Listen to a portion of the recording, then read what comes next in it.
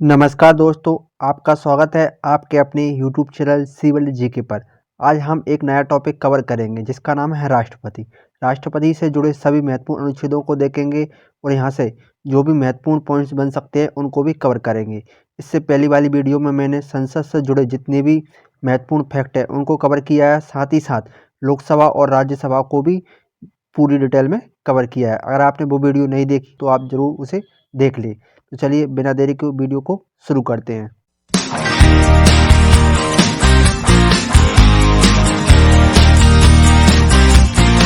इससे पहली वाली वीडियो में हमने संसद के टॉपिक को कवर कर लिया है, उसमें हमने राज्यसभा साथ ही साथ लोकसभा को भी कवर किया है। आज की इस वीडियो में हम राष्ट्रपति से संबंधित जितने भी महत्वपूर्ण फैक्ट बनते हैं उनको देखते हैं। संविधान के भाग 5 में संघ का वर्णन दिया गया है, जिसका वर्णन अनुच्छेद 52 से लेकर 151 तक इसका प्रावधान है। आज में हम देखेंगे कि राष्ट्रपति का वर्णन अनुच्छेद 52 से लेकर 61 तक है।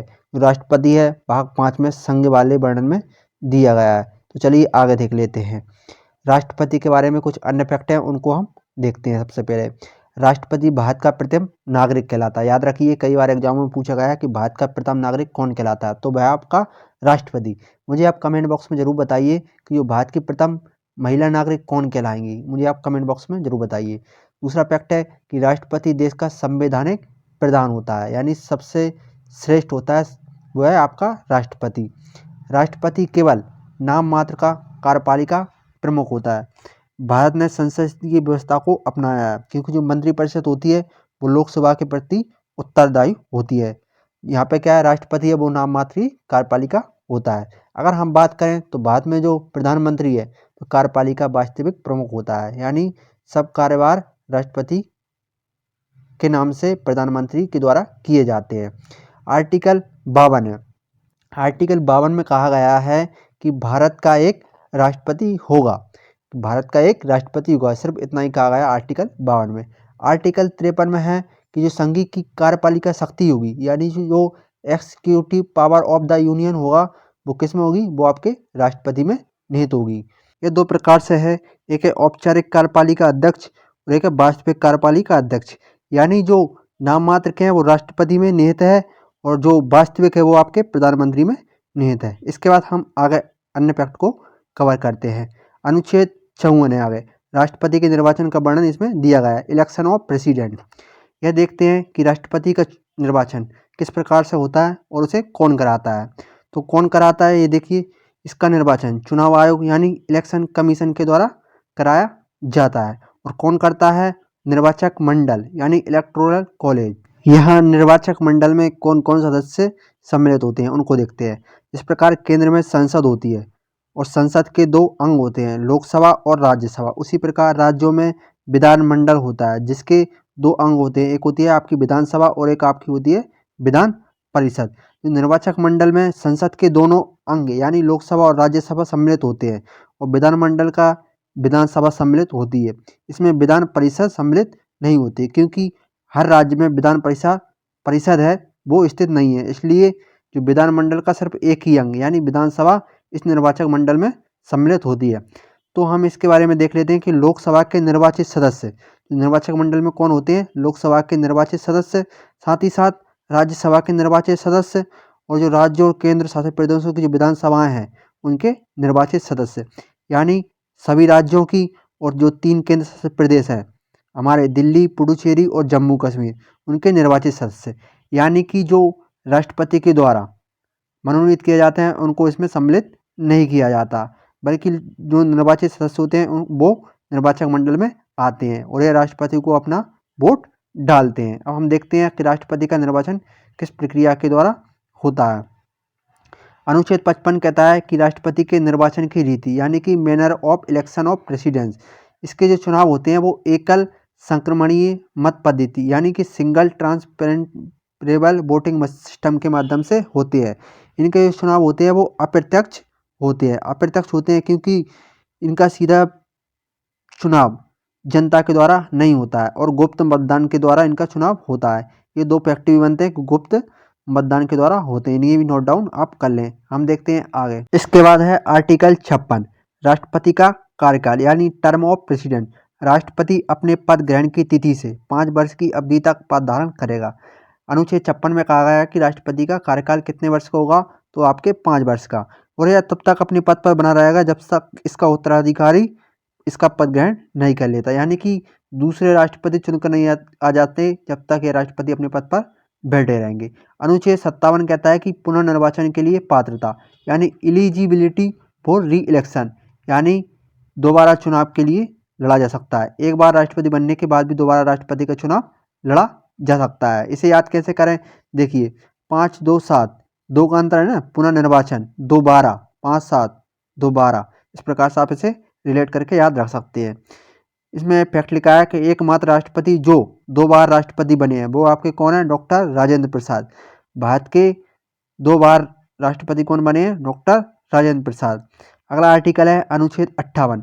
इसमें कहा गया है राष्ट्रपति पद की योग्यता के बारे में। यदि कोई व्यक्ति राष्ट्रपति पद के लिए ये योग्यता रखता है तो वो चुनाव लड़ सकता है।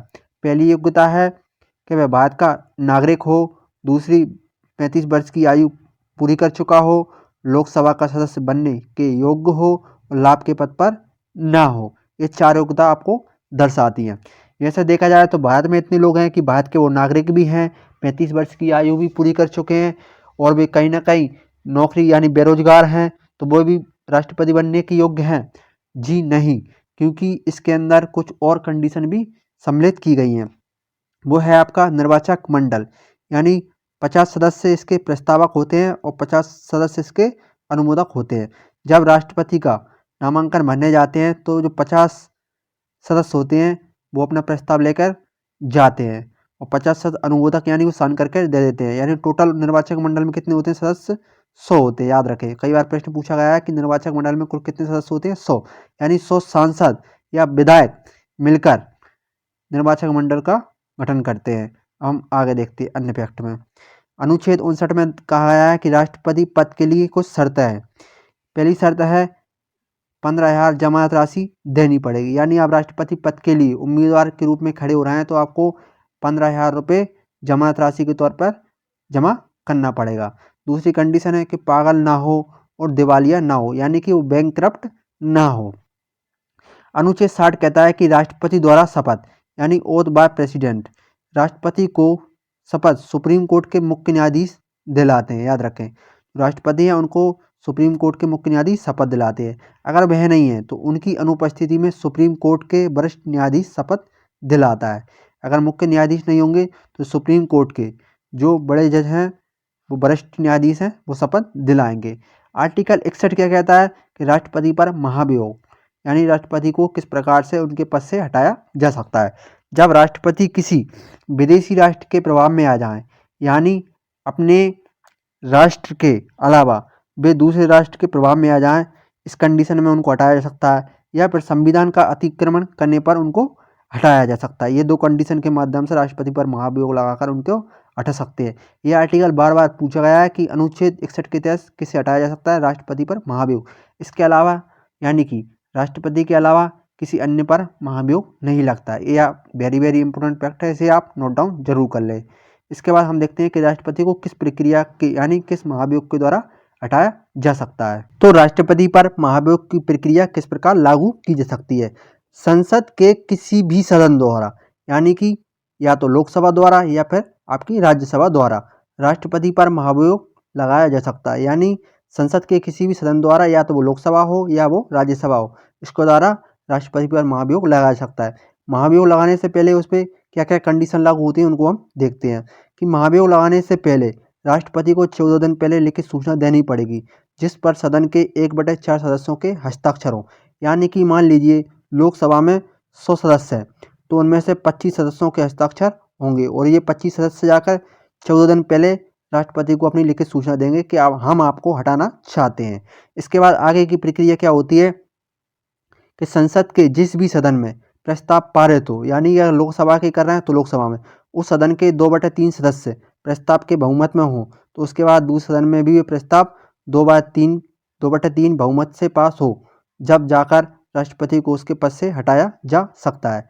यानी कि मान लीजिए यह बिल लोकसभा में पास होता है तो सबसे पहले जो सदस्य होंगे वो 25 सदस्य 100 में से वो 14 दिन पहले राष्ट्रपति को लेकर सूचना देंगे कि हम उसको हटा रहे हैं। इसके बाद क्या होगा, इस पर जो लोकसभा है उसमें वोटिंग प्रक्रिया होगी।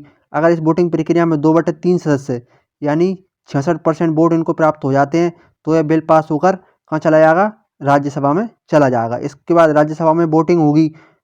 उसके बाद राज्यसभा में वोटिंग होने से पहले यहाँ भी 2/3 से यह पास हो जाता है तो यह राष्ट्रपति को अपने पद से त्यागपत्र देना पड़ेगा, यानी राष्ट्रपति को अपना पद त्याग छोड़ना पड़ेगा। इसके बाद हम देख लेते हैं राष्ट्रपति के अधिकार और शक्तियाँ, यानी कि राष्ट्रपति के पास कौन कौन से अधिकार होते हैं और कौन कौन सी शक्तियाँ उन्हें प्राप्त हैं।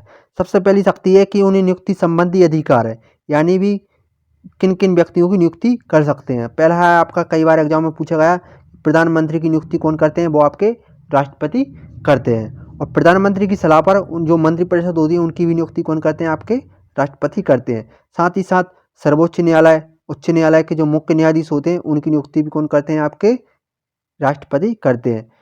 चौथा है, भारत के नियंत्रक एवं मालिका परीक्षक की नियुक्ति भी वही करते हैं। साथ में राज्यों में नियुक्त राज्यपालों की नियुक्ति भी आपके राष्ट्रपति के द्वारा किए जाते हैं। ये फैक्ट एग्जामों में पूछे गए, इसलिए आप इसे नोट डाउन जरूर कर लें। आगे देखते हैं, राष्ट्रपति को कुछ विधायी शक्तियाँ यानी कानूनी शक्तियाँ भी प्राप्त हैं, वो हम एक एक करके इनको देखते हैं।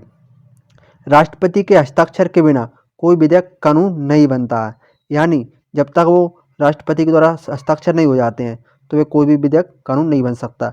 वह लोकसभा से पास हुआ, उसके बाद राज्यसभा में जाएगा, राज्यसभा के बाद उस पर राष्ट्रपति के साइन होना अनिवार्य है। दूसरा फैक्ट है, राष्ट्रपति को दोनों सदनों के संयुक्त अधिवेशन बुलाने का अधिकार है, यानी दोनों सदनों के संयुक्त अधिवेशन का अधिकार किसे प्राप्त है, वो आपके राष्ट्रपति को आर्टिकल 108 में दिया गया है। अगर आपने आर्टिकल वाली वीडियो नहीं देखी है तो आप उसे जरूर देख लें, मैंने बहुत ही डिटेल में और बड़ी ट्रिक से इनको एक्सप्लेन किया है। तीसरा फैक्ट है, लोकसभा को भंग करने संबंधी अधिकार। लोकसभा को कौन भंग कर सकते हैं, तो आपके राष्ट्रपति। चौथा है, संसद में निम्न विधेयक को पेश करने से पहले राष्ट्रपति की सहमति आवश्यक है, यानी कोई भी बिल पेश करने से पहले राष्ट्रपति से मंजूरी लेना आवश्यक है। कौन कौन से बिल हैं वो आप देख लीजिए। धन विधेयक संबंधी, यानी पैसा निकालने से संबंधी जो विधेयक लाए जाते हैं वो धन विधेयक कहलाते हैं। ये धन विधेयक राष्ट्रपति की मंजूरी से पहले नहीं पेश किए जा सकते। दूसरे हैं, नए राज्यों के निर्माण, वर्तमान राज्यों के क्षेत्रों, सीमाओं या नामों में परिवर्तन संबंधी विधेयक, यानी कि कोई नया राज्य बनाना है या उसके क्षेत्र को बढ़ाना है या सीमा में कोई चेंज करना है या नाम उस राज्य का नाम बदलना है, ये विधेयक संबंधी सभी राष्ट्रपति की सहमति से ही पेश किए जाते हैं।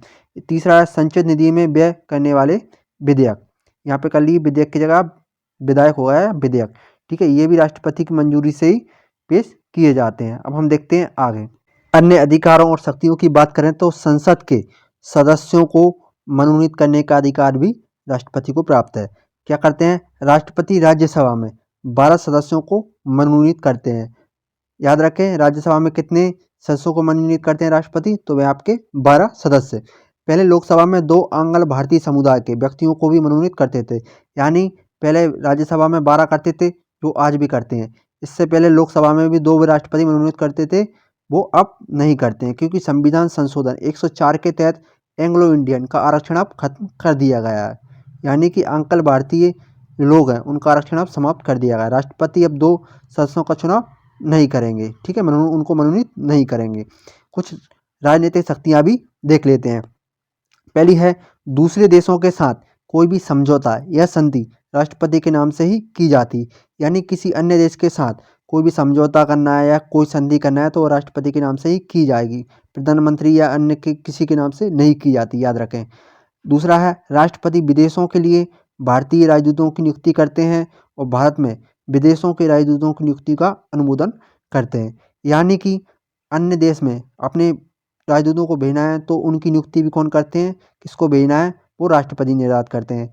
और अन्य देश के जो राजदूत होते हैं वो भारत में आते हैं तो भारत में सबसे पहले किससे मिलते हैं, आपके राष्ट्रपति से, जब उनका अनुमोदन वो करते हैं, उनको नियुक्त करते हैं।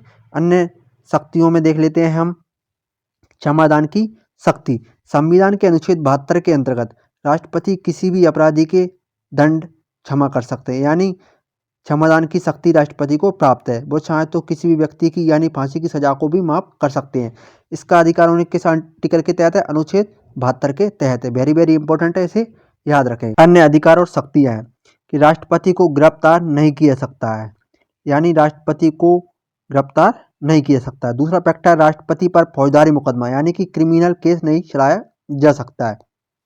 जब राष्ट्रपति अपने पद पर रहते हैं तो उन पर कोई केस नहीं चलाया जा सकता और ना ही उन्हें गिरफ्तार किया जा सकता है। राष्ट्रपति को कुछ आपातकालीन शक्तियां भी प्राप्त होती हैं, जैसे राष्ट्रीय आपातकाल। अनुच्छेद 352 के तहत इसका वर्णन किया गया है। ये राष्ट्रपति आपातकाल क्या होता है? जब किसी अन्य देश के साथ या तो युद्ध हो जाए या आक्रमण हो या सशस्त्र विद्रोह हो, उसके द्वारा लगाया गया विद्रोह को क्या कहते हैं? राष्ट्रीय आपातकाल। ये हमारे देश में लग चुका है। चीन और पाकिस्तान से जब लड़ाई या हंगामा हुआ था उस समय राष्ट्रीय आपातकाल की घोषणा की गई थी। दूसरा है राष्ट्रपति शासन, यानी 356 में इसका वर्णन किया गया है। जब राज्यों में संवैधानिक जो तंत्र होता है विफल हो जाता है तो राष्ट्रपति शासन लगा दिया जाता है और उस समय उसका प्रमुख के रूप में राज्यपाल कार्य करता है। तीसरा है वित्तीय आपातकाल। इसका वर्णन अनुच्छेद 360 में किया गया है। जब पैसे की देश में कमी आ जाए तब वित्तीय आपातकाल लगाया जाता है। अभी तक हमारे देश में ऐसा एक भी बार नहीं हुआ, तो हम बहुत ही भाग्यशाली हैं। सबसे प्रमुख है इसमें राष्ट्रपति के अधिकार और शक्तियों में सैन्य शक्तियाँ, यानी कि राष्ट्रपति को जो संपूर्ण सेना है उसके संपूर्ण शक्तियाँ किसके पास हैं? वह है आपकी राष्ट्रपति के पास है। बिना राष्ट्रपति के हस्ताक्षर किए किसी देश से युद्ध ना तो शुरू किया जा सकता है और ना ही उसे खत्म किया जा सकता है। यानी याद रखें, बिना राष्ट्रपति का हस्ताक्षर किए किसी देश से युद्ध ना तो शुरू किया जा सकता है और ना ही उसे खत्म किया जा सकता है। सैन्य बलों की सर्वोच्च शक्ति है वो किस में निहित होती है? वो राष्ट्रपति में सन्निहित होती है। याद रखें, ये भी सैन्य बल होते हैं इनकी सर्वोच्च शक्ति किस में निहित है? वो आपके राष्ट्रपति में। राष्ट्रपति इनका कार्य कैसे करते हैं? देखिए, जो थल सेना, वायुसेना और जल सेना होती है, इन्हें तीनों की कमांड किसके पास रहती है? चीफ ऑफ डिफेंस स्टाफ, यानी कि CDS के पास रहती है। अभी हाल ही में हमारे जो पहले चीफ स्टाफ जो बिपिन रावत जी थे उनका निधन हो गया, भगवान उनकी आत्मा को शांति दे। आज वर्तमान में हमारे नए CDS कौन है? मुझे कमेंट बॉक्स में जरूर बताएं। जो CDS होते हैं वो आपके रक्षा मंत्री के कंट्रोल में होते हैं और जो हमारे रक्षा मंत्री होते हैं वो राष्ट्रपति के कंट्रोल में होते हैं। इस प्रकार से ये तीनों सिस्टम बना रहता है, यानी जो सर्वोच्च शक्ति है वो किस में निहित होती है? आपके राष्ट्रपति में निहित होती है। अन्य फैक्ट में देख लेते हैं कि जो भारत के प्रथम राष्ट्रपति हैं वो कौन है? आपके डॉक्टर राजेंद्र प्रसाद। एकमात्र व्यक्ति जो 2 बार राष्ट्रपति बने तो वो कौन है? आपके डॉक्टर राजेंद्र प्रसाद। याद रखें, 2 बार राष्ट्रपति बनने वाले कौन है? वो है आपके डॉक्टर राजेंद्र प्रसाद। भारत की पहली महिला राष्ट्रपति कौन है? वह आपकी प्रतिभा सिंह पाटिल। निर्विरोध जीतने वाले राष्ट्रपति का नाम क्या है? नीलम संजीव रेड्डी निर्विरोध चुने गए थे, यानी इनके सामने कोई भी व्यक्ति खड़ा नहीं हुआ था। पहले मुस्लिम राष्ट्रपति की बात करें तो वह आपके डॉक्टर जाकिर हुसैन। याद रखें, पहले मुस्लिम राष्ट्रपति कौन है? आपके डॉक्टर जाकिर हुसैन।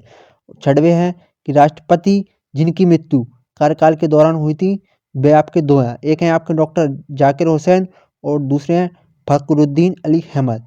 इनकी मृत्यु राष्ट्रपति पद के कार्यकाल के दौरान ही हो गई थी। याद रखें दोस्तों, अगर आपको ये वीडियो पसंद आई हो तो प्लीज़ इसे लाइक ज़रूर कर दें।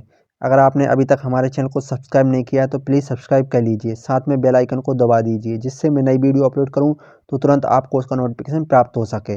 और ज़्यादा से ज़्यादा इस वीडियो को अपने दोस्तों के साथ शेयर कर दीजिए।